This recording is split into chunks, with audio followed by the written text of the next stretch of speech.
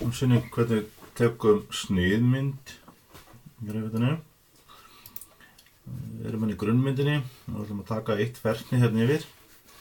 Og þá veljum við okkur einhvern hérna uppi eða þá ætlum við að fara í View og velja hérna Section. Þannig, Build Section kemur upp hérna. Og við ætlum bara að taka snið hérna, bara þversnið hérna í gegnum gluggan eða hurðina. Kemur þetta svona. Og það sem að gerist hérna, ef við sjáum sko punktalínu sem hérna í kring, þá þetta sniðið, þessi stærðin á sniðinu. Við getum stilt það hérna inn eða hvort við viljum sjá hversu djúpt við sjáum og svo er það spurning hversu breitt við sjáum. Þannig til dæmis taka bara veggjasnið, þá getum við stilt það svona utan við vegginn. Ef við viljum maka allt húsið eins og leggur sig, þá er þetta svona. Það sem að gerist við byggum það til og byttist henni Brothers browserinn og kemur hérna ný gluggi sem heitir Built-in Section. Við skulum búa til heiti á þetta og það er hérna browserinn. Við skulum ekki kalla þetta Section, við kallum þetta bara hérna þversnið AA. Apply. Svona. Og ef við smellum á eða opnum þetta hérna niður, þess niður, þá sjáum við hérna skurðinn í húsinu og við kunum passa okkur á að stilla hérna niður í þess að 1/100, detail level á medium og þessi bara á hildens, ok.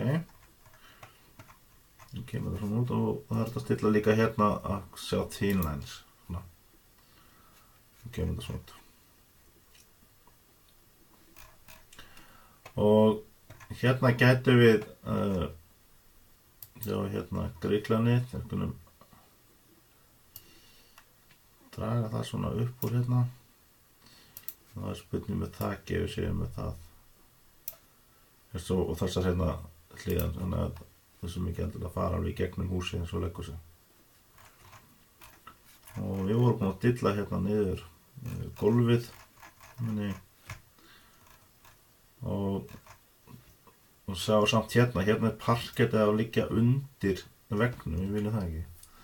Þannig að ljómi hérna gólfið og þá fáum við möguleikann hérna uppi sem heitir Join. Þannig. Og ég smellir henni fyrst á gólfið eða vegginn. Hérna og svo á gólfið og þá kemur þetta, þá hreinsast þetta til. Þá hættir parkettið að fara inn í, timburgrindin tengir saman og klæningin og þá veggnum fyrir þetta niður. Við gera sama hérna, svona. Og við vorum búin að gera þetta við lofti í sjálfu sér. Þá kemur þetta svona út. Við slökkva hérna á crop brushinn og það sé ekki visible, svona. Við lækka þetta, það sé ekki alveg svona til betur, svona. Og svo setjum við inn hérna þurfum við að setja inn hæðamerkingar. Ég setjum málseta. Og það er sem frá gólfi og hérna upp í blokkverkina, salarhæð. Allt er frá gólfi og upp í hættapunktaloftinu innanveru. Og svo þarf að taka hérna og ofan á einagrunna eins og hún kemur fyrir hérna. Þannig það er ágætt að nota kannski þennan punkt í þess að gera það. Og svo er þetta málseta hérna utan að vera svona, þessar teildar. Hæðin á húsinu, svona. Og það er ágætt að sko alltaf glugga sem er skorið í að málseta það. Síðan er þetta hérna sem er hérna langt í burtu. Við getum stilt það hérna á auðveldan hátt. Þá förum við hérna inn í Properties og finnum hérna Graphics Display. Edit. Og hérna er eitthvað sem heitir Deep Queuing hérna. Og kíkjum hérna á hækkum við þetta, Show Depth og svo getum við sett þessa hérna í 70. Við getum alltaf ítt að apply sekundar lítur út. Við erum hvarf hérna glugginn, þannig að það var kannski óþarfi. Apply og fade limit, það ætti að vera þetta svona 60, 50 kannski. Það er bara setja hann hérna í 30 í þessu dæmi. Okay. Og þá dofnar hann aðeins hérna bakgrunnu. Og það er sama með þetta eins og við gerum áðan með ásendinningunar, og það er rosalega gott að búa til view template, förum við í view, hérna view template, create template. Okay. Þetta er sem sagt ásýndir. Þetta mútu tendra. Þá er það bara klárt.